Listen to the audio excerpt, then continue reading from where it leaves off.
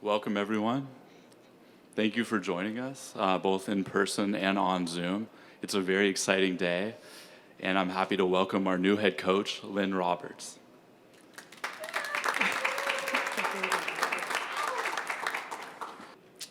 Thanks, Joshua, and thank you for everything you've done to get this ready for us. And let's start out with gratitude, okay? First of all, there's breath in all of our lungs. We put our feet on the ground today. So I'm going to start there. We always have things to be grateful for. I want to thank you all for being here and your patience through the process. I know you guys have been waiting on this for a minute. Definitely want to thank our players for making it here as well. That means a lot, and I know there were a lot of them that wanted to be here. Some of them are overseas and just couldn't get here in time or at all, but they have definitely been engaged with this process as well, and I'm so thankful that you three were able to make it.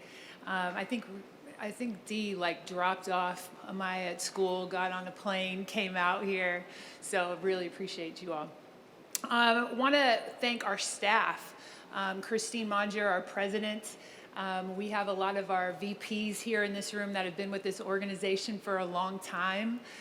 We have a lot of our business ops and our basketball ops, and they also have just been so supportive through this process of making sure that we are finding the right person to be our next head coach. I want to thank Billy King and Turnkey. They have been great leaders and partners in this search. It was definitely something that we wanted to partner with them on specifically, and every step of the way, they were there for us. So I can't thank them enough and Billy's partnership.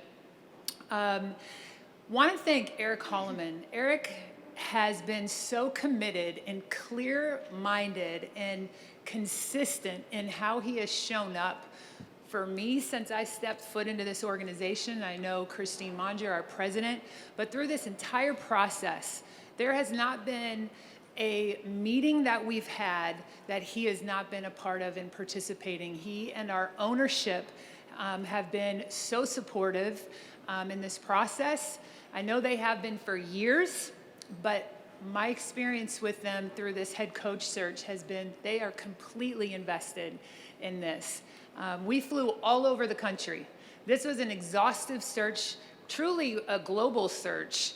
And I've racked up a lot of frequent flyer miles, I'll just tell you that much, being able to meet with some incredible candidates. But with that being said, this is such an exciting day because that whole entire process brought us here to Lynne Roberts. And Lynne is somebody I've known a really long time. We'll be able to get into that maybe a little bit more later. But you know, when Eric and I set out to identify the pillars that we were looking for in a head coach, we were very, very clear. There were three main things. We wanted a smart basketball mind that saw the game in a forward-thinking way. We wanted somebody that was a developer of a program, a developer of people, a developer of skill. And when I say develop, I mean more nurturer. That means you have to be a great leader. So that was the third thing we were really looking for, was just an excellent leader. Somebody who was transformational, not just to an offense and a defense, but to people, to a community. We knew that's what Los Angeles deserved, and it's definitely what we know the women that put on this Sparks jersey deserve every single day. So with Lynne, I say we check on all of those. A basketball mind, forward thinking. You guys, I'm sure, have already heard about all the analytics. I'll let her speak to that, definitely. I'll let Coach speak. But while analytics, I know, are a part of her system and how she sees the game, it's not what she leads with. She knows that this is really about people and about humans. They're not a number. They're not a statistic. These are people. And again, that goes to the development of these people and of this organization and who she is and how she's shown up, whether it's been as a player with Gordy Presnell as her leader when she was at Seattle Pacific. She also was a coach there and built that team into one of the top teams in the country. When she was at Chico State, also another great program that led the country. And then what she did at Pacific, and that's when I really first started to get to know Lynne, which is when she was at Pacific and I was a head coach at Utah State and at Fresno State. And then she goes into Utah. Every single program, she left better than when she found it. She left people better than when she found it. And she continued to evolve, I think, just how she led, but also what her teams looked like. Lynne is somebody, and I've got some notes here because these are other people's words. So when it comes to leaders, you don't know I've done this, but I've checked in with some people. You would hope I checked in with people when I hired a coach. But when it comes to leadership, these are some of the quotes that I have on you. She encourages confidence while guarding against ego. That's hard to do, really hard to do. She leads with a source of confidence and not fear. She's a servant and always focused on how to help others be their best self. She has high standards for us. She cares about us. She keeps things simple for players and for everybody that works for her. And she's genuine. And that's how she's always shown up as I've known her for over a decade. I know that's how she's walked through this entire process. I know she's leaving behind something really special at the University of Utah, something that is respected across the country by our country's best coaches, not just on the collegiate side, on the pro side, on the men's side, on the women's side. And it is such an honor, Lynne Roberts, to have you as our new head coach for the Los Angeles Sparks. Thank you. Thank you all. What a great day. I so appreciate you guys being here. Members of the media, thank you for covering women's basketball and the Sparks, for being here. It means a lot. It matters. And I really appreciate it. I look forward to getting to know all of you. And thank you to the Sparks organization. This has been quite a whirlwind, I will admit, but it's been amazing. And, you know, you go through these times in life where you're not sure, and then at every turn, things just kind of point you to where you think you should be going, and this was this situation. I echo Reagan, Eric Coleman, the conversations I had with him were unbelievable. I appreciate him and his belief in this, in me, and where he sees this franchise and what he's committed to doing. Reagan, thank you. This process has been so smooth and easy because of your leadership there. Christine, thank you. You know, I have met today a lot of the people that I've been on calls with, or a lot of the front office staff. It's great to finally get the personalities with the Zoom faces. So it's great. And then I want to thank the players for being here. Ray, Dearica, Cam, thank you guys. I can't wait to get to work with you guys, but your being here means a lot to me. And it speaks to, you know, I've talked to almost every player except for a couple that are overseas, but there is a sense that you guys have a good group, right? There's a good group, and it just makes me excited. And I was excited to see you, but I was way more excited to see them. And you know, I can't wait. And you guys are the way on the phone with people and just in person. It's like, okay, this is a good thing. We got a good thing going, and I can't wait to get started with it. I do want to thank the University of Utah. Like Reagan said, I poured 10 years of my life into that place, and I loved it. I loved every minute of it. And you know, where we started was not great. Where it is now is great, and I'm very proud of that. But it's not about me. It's about the players that we've had there, and what they have bought into, and it's just a special place. They're in good hands. My associate head coach of 12 years took the job, Gavin Peterson, so I feel really good about that. But just have so much love and respect for the players at Utah, the administration. That place was special. Last but not least, I want to thank my family, my wife Caitlin, Miles and Henry, my boys. Guys, I have done a lot of cool things. I've been able to do a lot of cool things, but you guys are by far the coolest that I've ever done. Correct, he says. So, yeah, I'm excited. I think where the Sparks are right now is, you know, in the WNBA, it's a great time. I've been asked, why are you doing this? Why wouldn't I do this? A chance to be in what I want to be the premier market in the WNBA. You know, we've got the support. I trust Eric and the ownership group and what they're saying, where they want our program to be.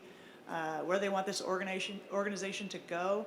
I think this is this should be the best organization, program, team in the W. And I'm a competitor at heart. So, I'm up for the challenge. I know there's going to be peaks and valleys and all the stuff. But I'm here to do what I can and do my part to win as many games as we can and get that championship culture back here. There's obviously a storied history here, 3 titles, some incredible names have come through here. Candace Parker, Lisa Leslie, NECA, there's some unbelievable players. And, I'm looking at 3 right here that I think are pretty unbelievable too. We're going to do just fine. And I want to compete. I want to win now. I know that's easier said than done, but I'm up for the challenge, and I can't wait to get started. We're now going to open it up to questions both in the room and on Zoom. If you're on Zoom, please use the hand raise function if you have a question. I see we already have some questions, and only unmute yourself when I call on you. And for all media, please state your name and media outlet when called on before asking your question. Jim? We'll start with Jim here. Excuse me, guys. Thank you very much, sir. First of all, Coach, congratulations. I'm Jim Hill, KCAL 9 News. Nice to meet you. Without a doubt, this is the sports capital of the world. We have the best of everything, not only professionally, collegiately, and in between. And with that being said, I know pressure is for tires, but is there a little urgency on your part and the team's part because you will be competing for the sports dollar? I'll tell you what, no one's going to put more pressure on me than I put on me. So whether that's in LA or wherever, I welcome it because that's what I do. When it's just me and my thoughts, I put a ton of pressure on myself to succeed. And as a competitor and as someone that kind of thrives in pressure, being in this market, being in LA, it sounds like heaven to me. Thank you. Mm-hmm. Sabrina? Hi, Sabrina Merchant, the athletic head coach. Hi. Nice to see you, Lynn. Nice to see you. You've obviously been a head coach for a very long time, but making the jump to this level, what is it that is on your to-do list of things that you have to learn to be a WNBA head coach? Well, I think basketball is basketball. I think coaching is coaching. For me, everywhere I've coached, it's about developing relationships with the players, creating a true, genuine, authentic connection with each one of them. And then, it's my job to figure out, okay, here's what we have, here's where, maybe we're not our best, or here's where we're really, really good, and create a system that plays to their strengths. And I don't know that that's different from junior high to the WNBA in terms of what players need, in terms of being understood, being respected, being encouraged, being challenged. Having that, again, genuine, authentic connection with your coach, I think is what coaching is. I look forward to diving in with the players on our team and learning together, right? They're going to learn me, I'm going to learn them. But to me, I think, I come into this with a humble confidence. So yes, there's things I will learn, just like I would have learned if I'd stayed at Utah. If I'm not learning, then I'm getting worse. And this is a great opportunity for me to challenge myself as a coach, but I'm humble in that, knowing that I will learn, but I'm also very confident in my ability to do it. DJ? Hey, Coach, DJ from Infinity TV. Welcome to LA. Thank you. My question is, as a player who matriculated to going into coaching, what advantages do you think you have in making this jump because you were a past player? Yeah, well, I wasn't near as good as these guys, let's be really clear. Although there was a 3-point record There at was Seattle I don't wanna Pacific. brag. Shocker that it was a Let's talk 3-point about record. that. Let's talk about that. No, I do think there are definitely moments where I still think, I remember this as a player. I remember this as a player. And then whether it was good or bad, and then trying to, as a coach, either continue doing that or do something differently. So I do think, I do remember, it was a while ago, but I do remember being a player, and I do think that helps a little bit. But I always say coaching is the next best thing to playing. So those of us that can't play anymore, we coach. So here I sit. Aaron? Coach, Aaron Heisen, over here, sorry. Hello, Aaron Aaron. Heisen, Southern California News Group. I know you've been in the Pac-12 for 9, 10 seasons now, and you've worked with some of the coaches specifically in Los Angeles. I'm just wondering how you expect to work with, the UCLA and USC coaches specifically to optimize this, women's hoop in this market. Yeah, I think I have tremendous relationships with Corey Close and Lindsay Gottlieb and their whole staffs. I think right now in the country, LA is where it's at. And I want to be the top of that pyramid, right, with the Sparks. And I have, Corey Close is a dear, dear friend of mine. Lindsay Gottlieb and I is a really good friend. We have competed against each other for 20 years. I've talked with both of them since accepting this job, and they're excited and offering me all sorts of advice as to where to eat and where to stay and what are the fun things to do. So Probably who to draft. yes, yes. So I do think that we should be the starship in this, and I think it's only going to help us all that we're all doing really well. And that was intentional. I'll just say real quick that we were bringing somebody into this role that had existing relationships, because again, this is a community of women's basketball and quite frankly, women's athletics that is exceptional. And we are partners in that, in this community.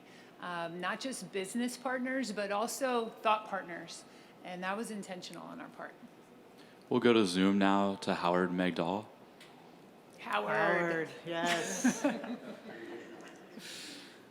see you both. Coach, congratulations. Thank you. I want to ask a little bit of a nerdy question, if I can. The all-time record for most points in the paint and threes combined for any WNBA team is a little over 77%. Your Utah team was north of 88%, which is sort of weird to say out loud. It's sort of a crazy number, but it's not a crazy number for your teams. I wonder, when you think about the way in which you want to approach this, sort of two things. One, is that a realistic place to reach? Is that a number you'd like to reach? And more to the point, do you want to build a team that helps you reach that number, if not that number, a greater number of in the paint and threes, which has been such a central part of your offense? It's good to hear your voice, Howard. Yeah, I think, for me, everything with scoring, it comes down to points per shot attempt and points per possession. So if it's, and I'm not going to geek out here, I'll spare you all, because I could really go deep on this, but if you're talking about points per shot attempt, the highest quality shot for points per shot attempt is around the rim and threes. Threes are worth more than two. I didn't major in math, but I can verify that. And around the rim, obviously, it's a higher percentage shot. So we, theoretically, those are the best shots if we're talking about shot quality. It's not a hard line rule, though, right?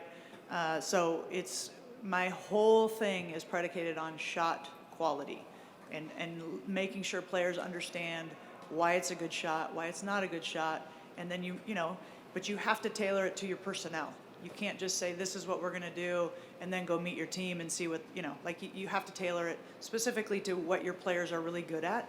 But everything we do is going to be predicated on quality shot selection. Edwin?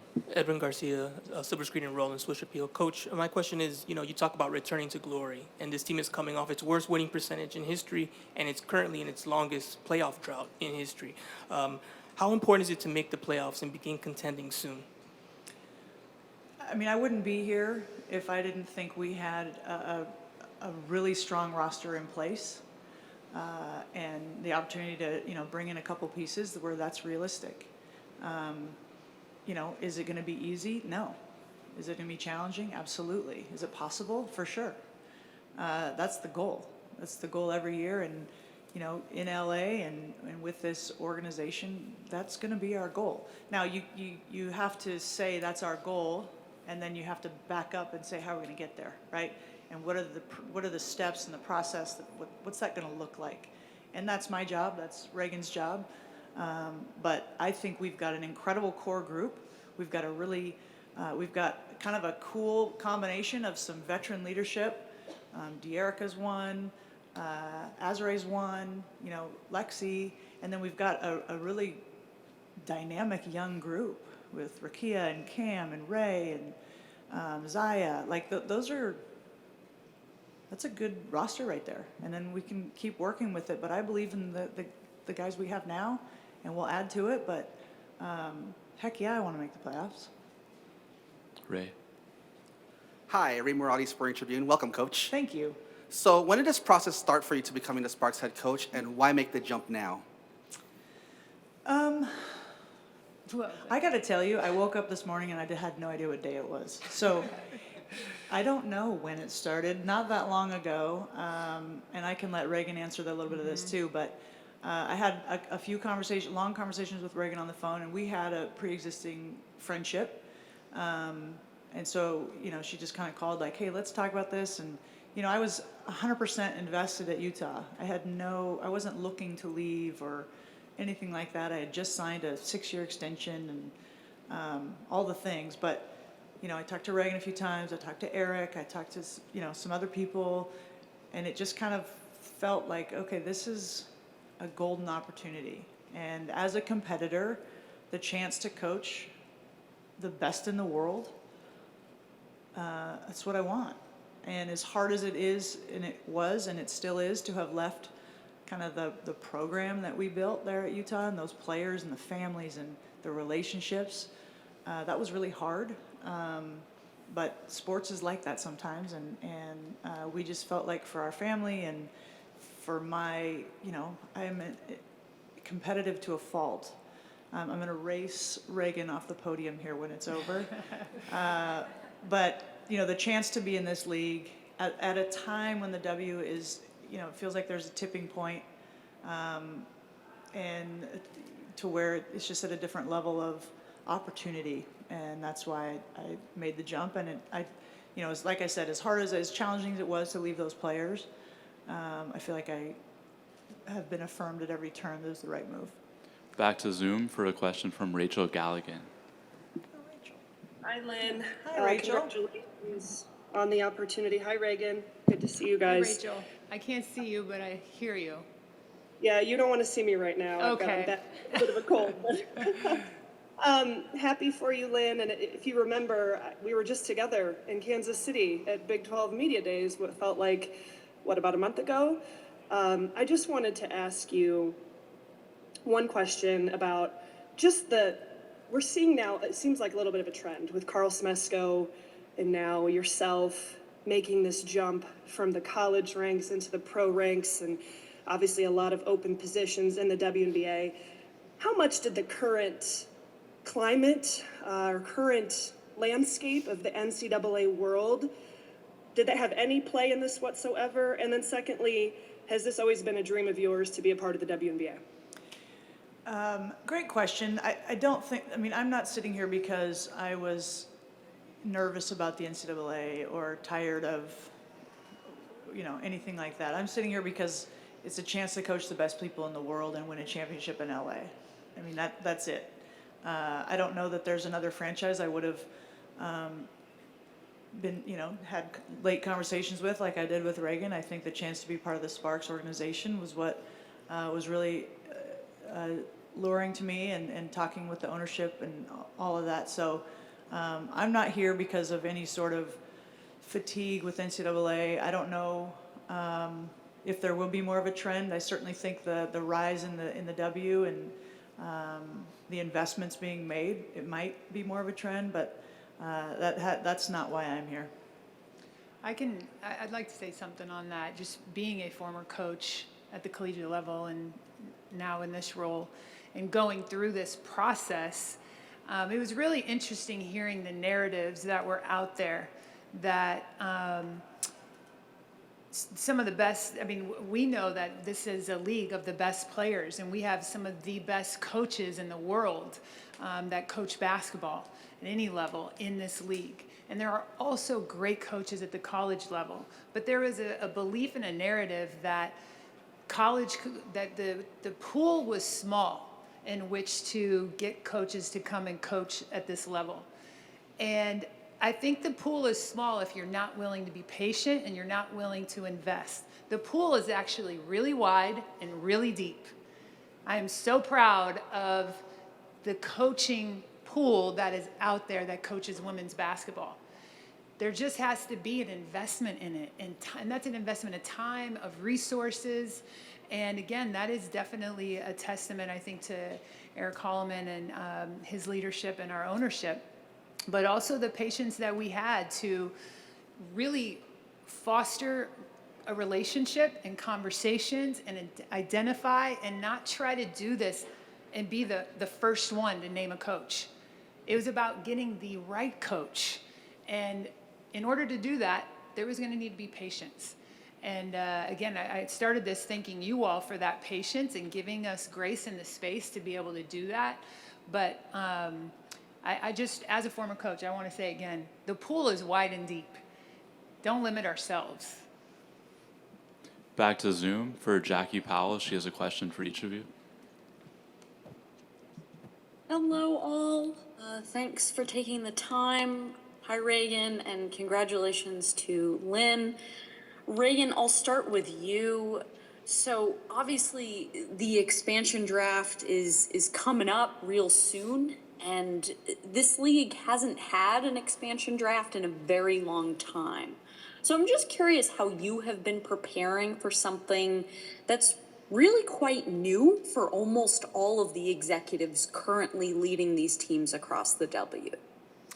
Yeah, and I'd say like the NBA hasn't done it either in a long time. So when you seek some guidance from other people that have been a part of this process, it's hard because, you know, I've talked to some of the best that are out there on the NBA side, and they're like, I don't know. I mean, teach us what you learned. I'm like, well, we're going to go through it a couple of times. And let's not forget that there's an expansion draft this season, but there's going to be another one with multiple teams that are coming up. So I think that adds another layer to the challenges in this. To be honest, I think the hardest thing about this is what the players are going through. There's an unknown for them. And when I try to position myself in their shoes, goodness gracious, that's hard. And I'm looking at them right now. Like, they're going to find out the same time that we find out and the world finds out. That's tough. But again, there's growth in our league that's happening. I think this is the right way to go about it. And, you know, as we try to, and have been for a long time with Eli Horowitz, our assistant GM, and it's great to have Lynn's partnership in this as well. Her being here is significant to some of those decisions, and not just what our team will look like this year, but also in the years to come. Now we go back to Zoom to Mike Mangus from Redding, California. Oh, Redding. Turn up. Yeah, my husband's from Redding. KRCR TV, congratulations. Thank you. You went to Enterprise, correct? I sure did. Go Hornets. Can you, although I went to Shasta, I won't take offense. Okay. Can you talk a little bit about your very early roots, the influence that high school and then later at Chico State had for you in for furthering your career to this point? Mike, I remember you being on TV when I was like in middle school. So you were like the celebrity in town. So it's good to hear your voice again. Yeah, I'm proud of where I'm from. I'm from, you know, Central Valley up north, Redding, California, right by Shasta Lake. And, you know, that's where my dad was a strawberry farmer, and it's where I grew up. And it's a blue collar community. You know, everybody, it's pretty good size, but everybody knows each other. And I just felt tremendously supported there, always have.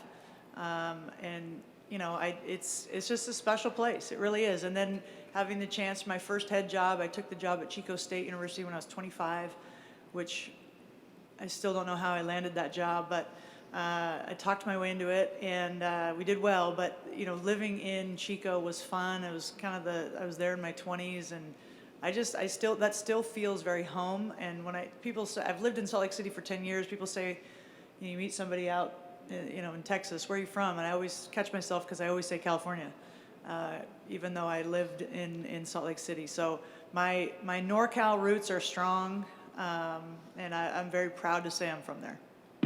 Anthony, second row middle. How you doing? Anthony De Leon, LA Times. It was also announced earlier the plans for new practice facilities Yeah. are in motion.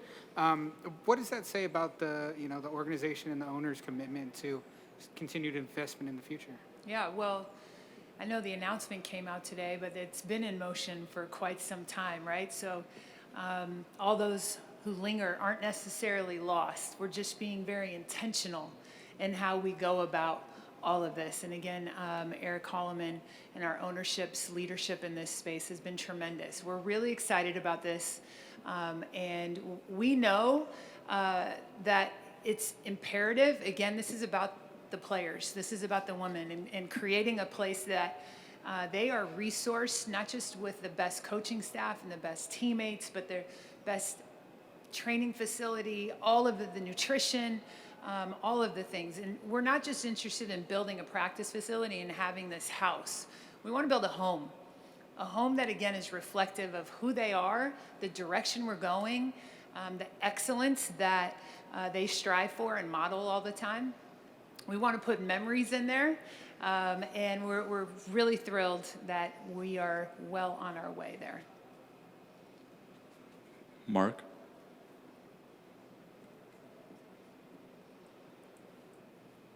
From Seattle Pacific. Oh, how with your OGs. Ready? Dang, nice. We're bringing them all out. You're rolling deep, Lynn. You know, that's how I do it. Mark, can you unmute? Okay, there we go. There you go. All right. Lynn, we talked several years ago. What do you remember about your time here, and how did that, maybe in its own small way, kind of pave your path to where you are right now? What do you remember about your SPU days in particular? That was a great, I loved my time there. It was definitely where I should have gone.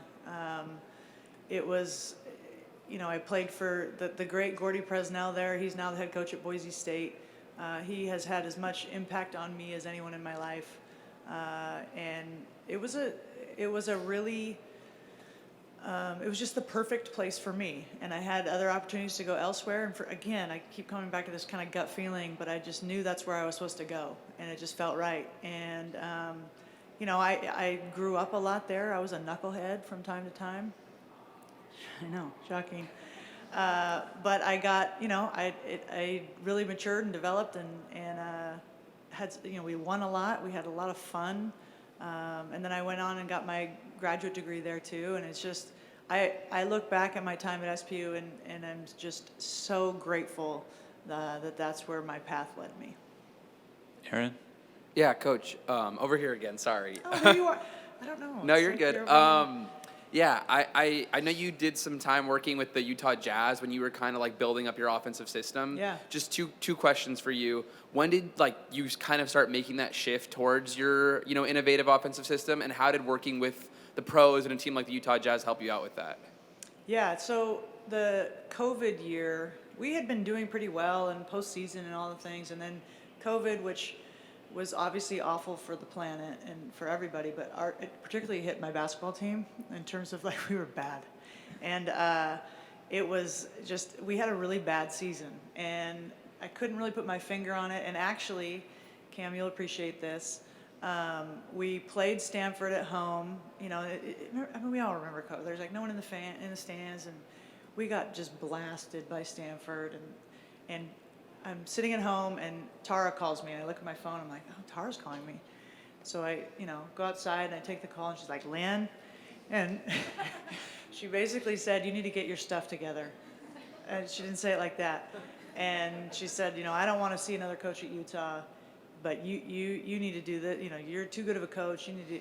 And it kind of was like water splashing on the face, where I was like, whoa. And so that was kind of the genesis of when I was like, okay. So it was trying to figure out, honestly, in Salt Lake City at University of Utah, we were competing. It was in the Pac-12, which was the best conference in women's basketball in the country. Okay, so for us to climb and jump, I know there's some argument down there, but yeah. How can we, if the Cameron Brinks of the world are going to Stanford, how are we going to beat Stanford if I'm not getting a Cameron Brink? So it was like, okay, how can I change the game, change the race so that I can win the race with different athletes? Does that make sense? So that's when I kind of did the deep dive analytically about what really translates into winning in women's basketball. What are the things that really matter? Like, doesn't matter what style you play, if you're man zone, whatever. What are the statistical things that really impact winning in the women's game? And so honed in on those. I mean, I nerded out and then just kind of created a style from there. Obviously, you know, Quinn Snyder was the coach of the Jazz at that time. He's a brilliant guy. And, you know, just kind of picked their brains, went to practice as much as I could, and just figured out how to kind of change the race so that it was one that we could win. We have one final question back to Jackie Powell. Hi, thank you. Lynn, for you, also about the expansion draft, I'm just curious how you see your role or what it is in determining, you know, who the Sparks are going to protect, since you were sort of just jumping in to a group with so many new faces. Yeah, I don't know that that's something that I'm, you know, really in a position to answer right now. That, you know, I'm still figuring out, watching film. You know, I know a lot of these players from watching them, but, you know, I don't know that I'm equipped to answer that right now. I do think it's a unique situation. I agree with Reagan, and I do feel for the players across the league where that's got to just kind of feel weird. And, you know, we're going to do it this year, and then we'll do it next summer with at least two expansion teams. So it's a unique situation, and my goal, my charge as the coach is to make sure that every player on the team knows they're valued. And this is an unfortunate byproduct of expansion. I think expansion's a good thing. It's good for our league, but my job is to take care of the players and make sure that they know that we care about them and do what's best for them. Thank you, Lynn. Congratulations. Thank you. Thanks, Lynn. Thank you, Reagan. Thank you to the media, both in person and on Zoom. And thanks for everyone here. Yeah, thank you, everyone. And Appreciate it. Thank you to Tracy Jackson. It was a quick turnaround to get something like this done fast, and to the crypto staff making it happen. I know we have some of you guys here right now, so just a huge thank you. We're partnered with you all, and we couldn't ask for better partners. Thank you. Thanks.